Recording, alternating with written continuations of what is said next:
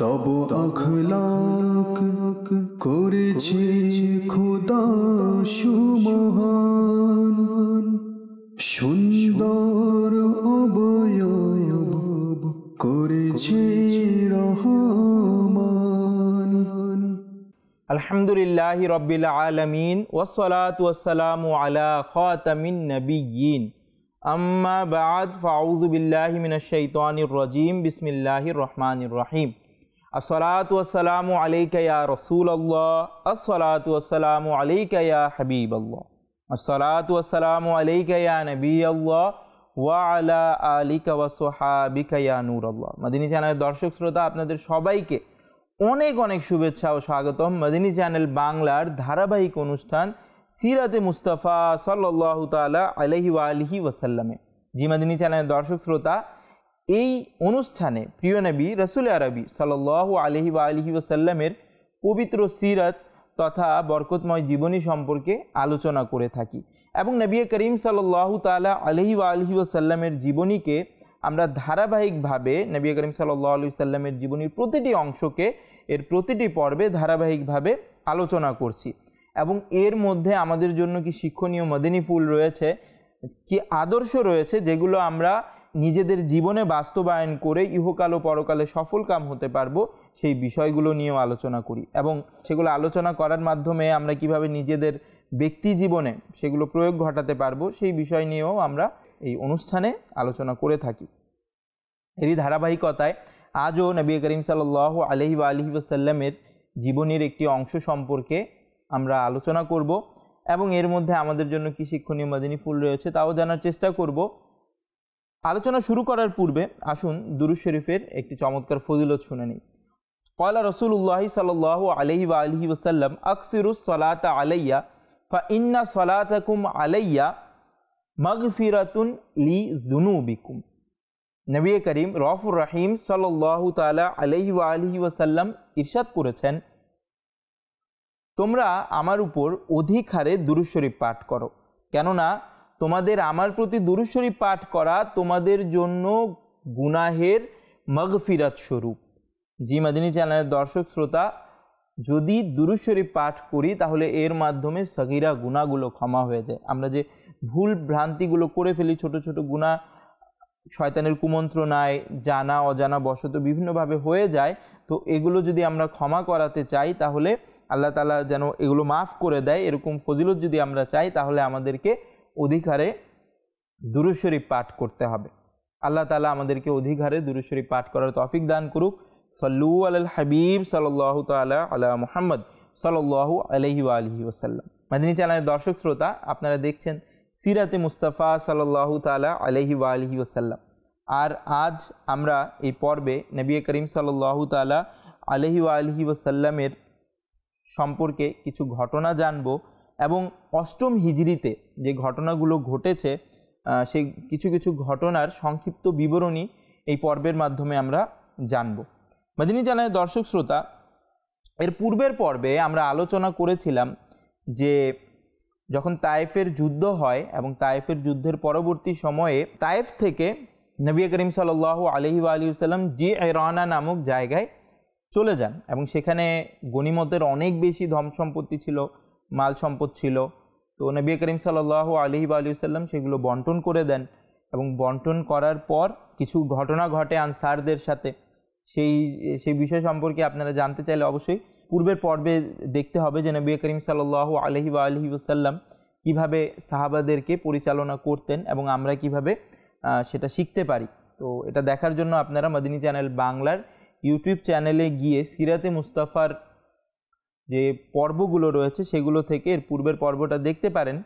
মাদিনী চ্যানেলের দর্শক শ্রোতা, তো পরবর্তীতে নবী করিম সাল্লাল্লাহু তাআলা আলাইহি ওয়া আলিহি ওয়াসাল্লাম যখন বন্দীদের ব্যাপারে অপেক্ষা করতে রইলেন যে কেউ আসবে, তো অনেক সময় পর যখন কেউ আসে না, তো নবী করিম সাল্লাল্লাহু আলাইহি ওয়াসাল্লাম সেই বন্দীদেরকে বিভিন্ন জনের মাঝে অর্থাৎ সাহাবাই কিরামদের মাঝে বন্টন করে দেন। পরবর্তীতে হালিমা সাদিয়া রাদিয়াল্লাহু তাআলা আনহার যে বংশীয় লোক সকল যারা ছিল তারা এসেছিল এবং তারা এসে নবী করিম সাল্লাল্লাহু আলাইহি সাল্লামের দরবারে আবেদন জানিয়েছিল হালিমা সাদিয়া রাদিয়াল্লাহু তাআলা আনহা এর কথা বলে যে তিনি যেন বন্দীদের মুক্ত করে দেন। তো নবী করিম সাল্লাল্লাহু আলাইহি ওয়াসাল্লাম এর আদেশে সাহাবাই কেরামরাও সম্মতি জানালো এবং তারাও নবী করিম সাল্লাল্লাহু আলাইহি সাল্লামের দরবারে সেই বন্দীদেরকে দিয়ে দিল। আর একসাথে প্রায় ৬,০০০ বন্দী মুক্ত হয়ে যায় সেই দিন। তারপর নবী করিম সাল্লাল্লাহু আলাইহি সাল্লামের দরবারে 10 দিন পর্যন্ত নবী করিম সাল্লাল্লাহু আলাইহি সাল্লাম হাওয়াজিন এর প্রতিনিধি দলের অপেক্ষা করছিলেন যে হাওয়াজিনের বন্দীরা যারা আছে তাদেরকে ছাড়াতে কে আসবে। তো নবী করিম সাল্লাল্লাহু আলাইহি সাল্লাম অপেক্ষা করছিলেন। যখন তারা আসলো না তখন নবী করিম সাল্লাল্লাহু আলাইহি সাল্লাম গনিমতের সম্পদ এবং বন্দীদেরকে মুজাহিদদের মধ্যে যারা যোদ্ধারা ছিল তাদের মধ্যে বন্টন করে দিলেন। এরপর যখন হাওয়াজিনের প্রতিনিধি দল এলো এবং তারা নিজেদের ইসলামের ঘোষণা করে এই আবেদন করলো যে আমাদের সম্পদ এবং বন্দীদের ফিরিয়ে দিন, তখন রাসূল পাক সাল্লাল্লাহু আলাইহি সাল্লাম ইরশাদ করলেন, আমি সত্য কথাই পছন্দ করি। সুতরাং শুনে নাও, সম্পদ এবং বন্দী উভয়টি আমি ফিরিয়ে দিতে পারবো না, তবে হ্যাঁ দুটি থেকে একটি বেছে নাও। তো সেই হাওয়াজিনের যে প্রতিনিধি দল ছিল তারা বন্দীদেরকে বেছে নিল যে হ্যাঁ সম্পত্তি আমাদেরকে না দিলেও চলবে, আমাদেরকে বন্দীদেরকে দিয়ে দিন, বন্দীদেরকে মুক্ত করে দিন। তো নবী করিম সাল্লাল্লাহু আলাইহি সাল্লামের দয়া হলো আর তারা সেই সম্পত্তির জায়গায় নিজেদের আত্মীয় স্বজনদেরকে পছন্দ করেছিল। তো নবী করিম সাল্লাল্লাহু আলাইহি সাল্লামের দয়া হলো এবং নবী করিম সাল্লাল্লাহু আলাইহি ওয়াসাল্লাম সেনাদের সামনে, সৈন্যবাহিনীর সামনে একটি খুতবা পাঠ করলেন এবং হামদ ও সানার পর নবী করিম সাল্লাল্লাহু আলাইহি সাল্লাম ইরশাদ করেন, হে মুসলমানগণ, তোমাদের এই ভাইয়েরা তওবা করে এসেছে, অর্থাৎ মুসলমান হয়ে এসেছিল তারা, এবং আমার মত হলো যে আমি তাদের বন্দীদের ফিরিয়ে দিব। তাই তোমাদের মধ্যে যারা আনন্দ চিত্তে তা মঞ্জুর করবে তারা যেন তাদের ভাগের বন্দীদের ফিরিয়ে দেয়।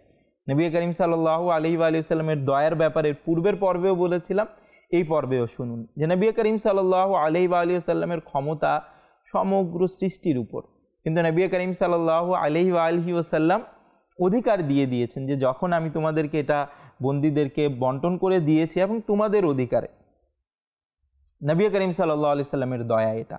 তো নবী করিম সাল্লাল্লাহু আলাইহি সাল্লাম যখন তাদের বললেন যে আমার মত এটা যে আমি বন্দীদেরকে ফিরিয়ে দিব এবং তোমাদের মধ্যেও যারা চাও আনন্দ চিত্তে তারা যেন নিজেদের বন্দীদেরকে ফিরিয়ে দেয়, তো নবী করিম সাল্লাল্লাহু আলাইহি সাল্লামের পবিত্র মুখের বাণী শুনে সাহাবাই কিরাম আলাইহিমুর রিদওয়ানরা বলতে লাগলেন, বরং সম্পূর্ণ বাহিনী যারা ছিল তারা বলতে লাগলেন, ইয়া রাসূলুল্লাহ, আমরা সবাই আনন্দ চিত্তে এই বন্দীদেরকে ফিরিয়ে দিব বা ফিরিয়ে দিচ্ছি। প্রিয় নবী সাল্লাল্লাহু আলাইহি ওয়াসাল্লাম ইরশাদ করলেন, এভাবে বোঝা যাবে না কে অনুমতি দিয়েছে কে দেয়নি, কারণ সবাই একত্রিত বললে কেউ যদি ছুটে যায়। তো নবী করিম সাল্লাল্লাহু আলাইহি ওয়াসাল্লাম বললেন যে তোমরা তোমাদের সর্দার যারা আছে তাদেরকে লিখিয়ে দাও।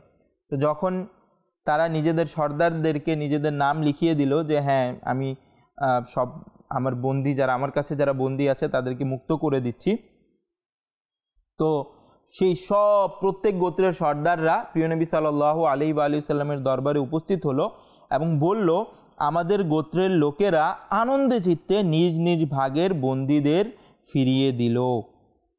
সুবহানাল্লাহ। জি মাদিনী জানার দর্শক শ্রোতা, এভাবে করে নবী করিম সাল্লাল্লাহু তাআলা আলাইহি ওয়াসাল্লাম সাহাবায়ে কিরাম আলাইহিমুর রিদওয়ানদের ভালোবাসার সাথে দয়া এবং অনুগ্রহ করে পরিচালনা করতেন। আল্লাহ তাআলা আমাদেরকেও জানার বুঝার তৌফিক দান করুক। আমাদের জন্য এর মধ্যে শিক্ষণীয় বিষয় রয়েছে। হ্যাঁ, আমরা যখন কাউকে কোনো জিনিস দিয়ে দিব, কারো অধিকারে কোনো জিনিস দিব, তো আমরা চেষ্টা করব পরবর্তী পদক্ষেপগুলো যেন তার অধিকারে থাকে এবং সে যদি দিতে চায় দেয়, আর যদি না দিতে চায় তাহলে কিছু করার নেই, সে যদি আনন্দ চিত্তে দিয়ে দেয় তাহলে ভালো। কারণ এটা শিক্ষা হচ্ছে নবী করিম সাল্লাল্লাহু আলাইহি সাল্লামের জীবনে। নবী করিম সাল্লাল্লাহু আলাইহি সাল্লাম ক্ষমতা থাকা সত্ত্বেও তিনি সাহাবাই কেরাম আলাইহিমুর রিদওয়ানদের অধিকারে বিষয়গুলো ছেড়ে দিতেন। রাসূল পাক সাল্লাল্লাহু তাআলা আলাইহি ওয়াসাল্লাম হাওয়াজিনের যে প্রতিনিধি দল এসেছিল তাদেরকে জিজ্ঞাসা করলেন যে মালিক বিন অফকে জানিয়ে দাও যে যদি সে মুসলমান হয়ে আমার নিকট এসে যায় তবে আমি তার সমস্ত সম্পদ তাকে ফিরিয়ে দিব এবং এরই সাথে তাকে 100টি উট তহফা হিসেবে দিব, গিফট হিসেবে দিব। তো যখন মালিক বিন অফ এই সংবাদ পেল তো সে মুসলমান হয়ে গেল এবং প্রিয় নবী হুজুরে আরবি সাল্লাল্লাহু তাআলা আলাইহি ওয়া আলিহি ওয়াসাল্লামের খিদমতে যখন সে উপস্থিত হলো, নবী করিম সাল্লাল্লাহু আলাইহি সাল্লাম তাকে তার যতগুলো সম্পত্তি ছিল সবগুলো ফিরিয়ে দিলেন এবং এরই সাথে নবী করিম সাল্লাল্লাহু আলাইহি সাল্লাম ওয়াদা মোতাবিক তাকে 100টি উটও উপহার দিলেন। তারপর সে নবী করিম সাল্লাল্লাহু আলাইহি সাল্লামের প্রতি খুশি হয়ে সে নবী করিম সাল্লাল্লাহু আলাইহি সাল্লামের শানে মর্যাদায় কয়েকটি নাত সে পাঠ করল। তিনি বললেন, অর্থাৎ সকল মানুষের মধ্যে হযরত মুহাম্মদ সাল্লাল্লাহু আলাইহি ওয়া আলিহি সাল্লামের ন্যায় আমি কাউকে দেখিনি, শুনিও নি।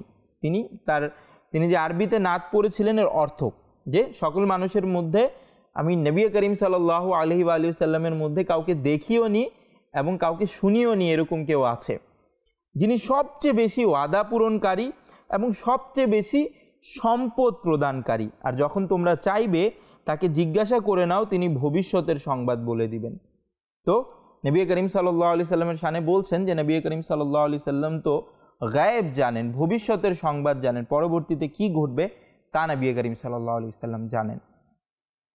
বর্ণিত আছে এই নাতের পংক্তিদ্বয় শুনে রাসূল পাক সাল্লাল্লাহু আলাইহি ওয়া আলিহি সাল্লাম তার প্রতি খুশি হয়ে গেলেন এবং তার জন্য কল্যাণের দোয়া করে তাকে উপহার স্বরূপ একটি হুল্লা আল খিল্লা জাতীয় একটি পোশাক প্রদান করলেন। সুবহানাল্লাহ। জি মাদিনী চ্যানেলের দর্শক শ্রোতা, এই জন্য আমরা নাতে রাসূল পড়ি, নবী করিম সাল্লাল্লাহু আলাইহি সাল্লামের শান ও মর্যাদা বয়ান করি, যেটার আদেশ কিতাবের মধ্যে এসেছে এবং নবী করিম সাল্লাল্লাহু আলাইহি সাল্লামের আলোচনা করি, আনন্দিত হই আল্লাহ তাআলার রহমতের আশায়, সওয়াবের আশায়, প্রতিদানের আশায়। আর এর মাধ্যমে নবী করিম সাল্লাল্লাহু আলাইহি ওয়া আলিহি সাল্লামও আমাদের প্রতি খুশি হন। আল্লাহ তাআলা আমাদেরকে অধিকারে নবী করিম সাল্লাল্লাহু আলাইহি সাল্লামের শানে নাত পড়ার তৌফিক দান করুক, নবী করিম সাল্লাল্লাহু আলাইহি সাল্লামের শানে আলোচনা করার তৌফিক দান করুক। মদিনী চ্যানেলের দর্শক শ্রোতা, নবী করিম সাল্লাল্লাহু তাআলা আলাইহি ওয়া আলিহি ওয়াসাল্লাম জিরান থেকে এতক্ষণ পর্যন্ত তো নবী করিম সাল্লাল্লাহু আলাইহি সাল্লাম জিরানে এসেছিলেন, যেটা বলা হয়েছে যে তায়েফের পর নবী করিম সাল্লাল্লাহু আলাইহি সাল্লাম জিরানে এসেছিলেন এবং সেখানে সমস্ত গনিমতের মাল একত্রিত ছিল এবং সেখান থেকেই নবী করিম সাল্লাল্লাহু আলাইহি সাল্লাম বন্টন করছিলেন। তো যখন নবী করিম সাল্লাল্লাহু আলাইহি সাল্লাম জিরান থেকে যাওয়ার ইচ্ছা পোষণ করলেন, তো নবী করিম সাল্লাল্লাহু আলাইহি সাল্লাম ইচ্ছা পোষণ করলেন যে নবী করিম সাল্লাল্লাহু আলাইহি সাল্লাম উমরা করবেন এবং ইহরাম বেঁধে মক্কা তশরিফ নিয়ে গেলেন। অতঃপর উমরা আদায় করার পর মদিনায় ফিরে গেলেন এবং 8ম হিজরির জিলকদ মাসে মদিনায় প্রবেশ করলেন। জি মাদিনী চ্যানেলের দর্শক শ্রোতা, নবী করিম সাল্লাল্লাহু আলাইহি সাল্লাম পুনরায় মদিনায় ফিরে গেলেন এবং 8ম হিজরির জিলকদ মাসে মদিনায় প্রবেশ করলেন। কি সৌভাগ্য আনসারী সাহাবায়ে কেরাম আলাইহিম রিদওয়ানদের। মাদিনী চ্যানেলের দর্শক শ্রোতা, এরই সাথে 8ম হিজরিতে নবী করিম সাল্লাল্লাহু আলাইহি ওয়া আলিহি সাল্লামের জীবনীতে এমন কিছু ঘটনা যারা গ্রন্থকারক রয়েছেন, গ্রন্থ প্রণেতা রয়েছেন, সিরাতবিদ যারা রয়েছেন, সিরাত সম্পর্কে লিখেছেন, তারা এই বিষয়গুলো লিখেছেন, যেই ঘটনাগুলো সম্পর্কেও আমরা জেনে নিব। মদিনী চ্যানেলের দর্শক শ্রোতা, এর মধ্যে একটি ঘটনা হলো যে নবী করিম সাল্লাল্লাহু তাআলা আলাইহি ওয়া আলিহি ওয়াসাল্লামের শাহজাদা হযরত ইব্রাহিম রাদিয়াল্লাহু তাআলা আনহু হযরত মারিয়া কিবতিয়া রাদিয়াল্লাহু তাআলা আনহা এর গর্ভ থেকে জন্মগ্রহণ করেন। জি মাদিনী চ্যানেলের দর্শক শ্রোতা, রাসূল পাক সাল্লাল্লাহু তাআলা আলাইহি ওয়া আলিহি ওয়াসাল্লাম হযরত ইব্রাহিম রাদিয়াল্লাহু তাআলা আনহুকে খুবই ভালোবাসতেন এবং প্রায় 1.5 বছর বয়সে হযরত ইব্রাহিম রাদিয়াল্লাহু তাআলা আনহু ওয়াফাত লাভ করেন। ঘটনাক্রমে যেদিন তার ওয়াফাত হয় সেদিন সূর্যগ্রহণ হয়েছিল। ওই সূর্যচন্দ্র যে গ্রহণ হয় আমরা দেখি, তো সূর্যগ্রহণ হয়েছিল। আরবদের একটি বিশ্বাস ছিল, প্রচলিত যেটি একটি ধারণা ছিল তাদের, ভুল ধারণা, যে যখন কোনো মহৎ ব্যক্তির ওয়াফাত হয়, ইন্তেকাল হয়, তখন এই সূর্য গ্রহণগুলো হয়। তো যেহেতু হযরত ইব্রাহিম রাদিয়াল্লাহু তাআলা আনহু ওয়াফাত লাভ করেন, নবী করিম সাল্লাল্লাহু আলাইহি সাল্লামের শাহজাদা, তো তারা ভাবলো যে এই কারণে হয়তো সূর্যগ্রহণ হচ্ছে। কিন্তু নবী করিম সাল্লাল্লাহু তাআলা আলাইহি ওয়া আলিহি ওয়াসাল্লাম জাহিলিয়াতের এই ভুল বিশ্বাসকে দূর করার লক্ষ্যে খুতবা দিলেন, যাতে তিনি সাল্লাল্লাহু আলাইহি ওয়া আলিহি ওয়াসাল্লাম ইরশাদ করলেন, চাঁদ ও সূর্যে কারো মৃত্যুর জন্য গ্রহণ হয় না, বরং আল্লাহ পাকের মাধ্যমে বান্দাকে ভীতি প্রদর্শন করান। এই চাঁদ ও সূর্যের গ্রহণের মাধ্যমে আল্লাহ তাআলা বান্দাদেরকে ভীতি প্রদর্শন করান। এরপর রসুল পাক সাল্লাল্লাহু আলাইহি ওয়াসাল্লাম কুসুফের নামাজ আদায় করলেন, জামাত সহকারে নামাজ পড়লেন। অর্থাৎ যখন চাঁদ ও সূর্য গ্রহণ হয় তখন একটা নামাজ রয়েছে যাকে সলাতুল কুসুফ বলা হয়, সূর্যগ্রহণের নামাজ। তো সেই নামাজ নবী করিম সাল্লাল্লাহু আলাইহি ওয়াসাল্লাম জামাত সহকারে আদায় করলেন। মদিনী চ্যানেলের দর্শক শ্রোতা, এর মধ্যে অষ্টম হিজরির মধ্যে আরেকটি ঘটনা ঘটে, যা হচ্ছে এই বছর প্রিয় নবী সাল্লাল্লাহু তাআলা আলাইহি ওয়াসাল্লামের শাহজাদি হযরত যায়নাব রাদিয়াল্লাহু তাআলা আনহাও ইন্তেকাল করেন। মদিনী চ্যানেলের দর্শক শ্রোতা, এই বছরের আরেকটি ঘটনা হচ্ছে যে এই বছর মদিনা শরীফে খাদ্যশস্যের অনেক দাম বেড়ে গিয়েছিল। তো সাহাবাই কেরাম আলাইহিম রিদওয়ানরা নবী করিম সাল্লাল্লাহু আলাইহি ওয়াসাল্লামের দরবারে আরজ করলেন যে ইয়া রাসূলুল্লাহ সাল্লাল্লাহু তাআলা আলাইহি ওয়াসাল্লাম, আপনি খাদ্যশস্যের দাম নির্ধারণ করে দিন। তো নবী করিম সাল্লাল্লাহু আলাইহি ওয়াসাল্লাম ইরশাদ করলেন, আল্লাহ পাকই দাম নির্ধারণকারী, তিনি রিজিক হ্রাসকারী, বৃদ্ধিকারী, পালনকর্তা। এভাবে করে নবী করিম সাল্লাল্লাহু আলাইহি ওয়াসাল্লাম মূল্য নির্ধারণ করা থেকে অস্বীকৃতি জানালেন। মদিনী চ্যানেলের দর্শক শ্রোতা, অষ্টম হিজরিতে আরও অনেকগুলো ঘটনা ঘটে যাওয়ার মধ্যে আরেকটি ঘটনা হচ্ছে যে এই হিজরিতে মদিনা শরীফের মধ্যে মিম্বর বানানো হয়। ওই আমরা যে দেখি যে মিম্বর যে দেখি জুমার মধ্যে খতিব সাহেব যেটার মধ্যে দাঁড়িয়ে খুতবা দেন, তো এই মিম্বরটি সেই অষ্টম হিজরিতেই বানানো হয়। যদিও বা কোনো কোনো মত অনুসারে সেটা সপ্তম হিজরিতে বানানো হয়, কিন্তু অধিকাংশের মত অনুসারে সেটা হচ্ছে অষ্টম হিজরিতে এই মিম্বারটি বানানো হয়। এবং নবী করিম সাল্লাল্লাহু তাআলা আলাইহি ওয়াসাল্লাম এই মিম্বার থাকার পূর্বে নবী করিম সাল্লাল্লাহু আলাইহি সাল্লাম একটা স্তম্ভের মধ্যে হেলান দিয়ে তিনি খুতবা প্রদান করতেন, কিন্তু পরবর্তীতে একজন আনসারি মহিলা কাঠ দিয়ে এই মিম্বারটি বানিয়ে এখানে এসে রেখে দিলেন। তারপর নবী করিম সাল্লাল্লাহু আলাইহি ওয়াসাল্লাম সেই মিম্বারে অবস্থান করে তিনি খুতবা দিতেন। মদিনী চ্যানেলের দর্শক শ্রোতা, পরবর্তীতে হযরত আমিরে মুআবিয়া রাদিয়াল্লাহু তাআলা আনহু সেই মিম্বারটি যখন তিনি রাদিয়াল্লাহু তাআলা আনহু সিরিয়া যাচ্ছিলেন সেটার দায়িত্ব নিয়ে, তো তখন তিনি এই মিম্বারটি নিয়ে যেতে চাইলেন। তো যখন তিনি নিয়ে যেতে চাইলেন, তিনি যখন মেম্বারের জায়গা থেকে সরালেন, সাথে সাথে চারোদিকে অন্ধকার হয়ে গেল। এমন অন্ধকার হয়ে গেল যে দিনের বেলায় তারা দেখা দিতে লাগলো, তারা দেখা যাচ্ছিল। তো হযরত আমির মুআবিয়া রাদিয়াল্লাহু তাআলা আনহু নিজে নিজে অনেক লজ্জিত হলেন এবং মেম্বারটিকে নিজের স্থানে স্বস্থানে রেখে সাহাবায়ে কেরাম আলাইহিম রিদওয়ানদের থেকে ক্ষমা চাইলেন। আর তিনি এই মিম্বারের নিচে 3টি সিঁড়ি বৃদ্ধি করে দিলেন, যেন নবী করিম সাল্লাল্লাহু আলাইহি ওয়াসাল্লাম যে মিম্বারের মধ্যে অবস্থান করেছিলেন সেটা যেন উপরে চলে যায় এবং পরবর্তীতে নিচের দিকে 3টি সিঁড়ি থাকে, এবং পরবর্তীতে যারাই খুতবা দিবে তারা যেন নবী করিম সাল্লাল্লাহু আলাইহি ওয়াসাল্লাম যেখানে দাঁড়িয়ে খুতবা দিতেন সেখানে যেন তারা পা না ফেলে, বরং নিচে যেই অংশটুকু আছে সেটার মধ্যে পা ফেলে বা অবস্থান করে। মদিনী চ্যানেলের দর্শক শ্রোতা, যখন এই মিম্বার অনেক বেশি পুরনো হয়ে গিয়েছিল, তখন অনেক দুর্বল হয়ে গিয়েছিল, তখন আব্বাসীয় খলিফারা এর মেরামত করেছিল।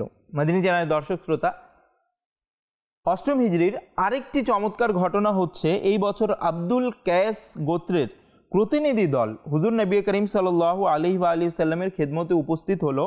রাসূল পাক সাল্লাল্লাহু আলাইহি ওয়াসাল্লাম তাদের স্বাগত জানান এবং তাদের জন্য এভাবে দোয়া করলেন, হে আল্লাহ পাক, তুমি আব্দুল কায়েসকে ক্ষমা করে দাও। যখন তারা প্রিয় নবী সাল্লাল্লাহু আলাইহি ওয়াসাল্লামের দরবারে পৌঁছলো, তখন নিজেদের বাহন থেকে লাফিয়ে নেমে দৌড় দিল এবং রাসূল সাল্লাল্লাহু আলাইহি ওয়াসাল্লামের পা মুবারকে চুমু খেতে লাগলো। আর হুজুর পুন্নূর সাল্লাল্লাহু আলাইহি ওয়াসাল্লাম তাদেরকে নিষেধ করেননি। জি মদিনী চ্যানেলের দর্শক শ্রোতা, সাহাবায়ে কেরাম আলাইহিম রিদওয়ানরা নবী করিম সাল্লাল্লাহু আলাইহি ওয়াসাল্লামকে অনেক ভালোবাসতেন এবং নবী করিম সাল্লাল্লাহু আলাইহি ওয়াসাল্লামকে ভালোবাসার যেই আবেগপূর্ণ প্রকাশ ছিল সেটা নবী করিম সাল্লাল্লাহু আলাইহি ওয়া সাল্লামের পায়ে চুমু দিয়ে, কখনো কাপড়ে চুমু দিয়ে, কখনো নবী করিম সাল্লাল্লাহু আলাইহি ওয়া সাল্লামের অজু থেকে অবশিষ্ট যে পানিগুলো ছিল সেগুলো পান করে নিজের চেহারা মাথাতে মেখে এবং বিভিন্নভাবে সেই ভালোবাসার বহিঃপ্রকাশ করতেন। আল্লাহ তাআলা আমাদের অন্তরেও নবী করিম সাল্লাল্লাহু আলাইহি ওয়া সাল্লামের ভালোবাসা বাড়িয়ে দিক। তিনি চ্যানেলের দর্শক শ্রোতা, এভাবেই আমরা প্রতিটি পর্বে নবী করিম সাল্লাল্লাহু আলাইহি ওয়া সাল্লামের জীবনী সম্পর্কে আলোচনা করি।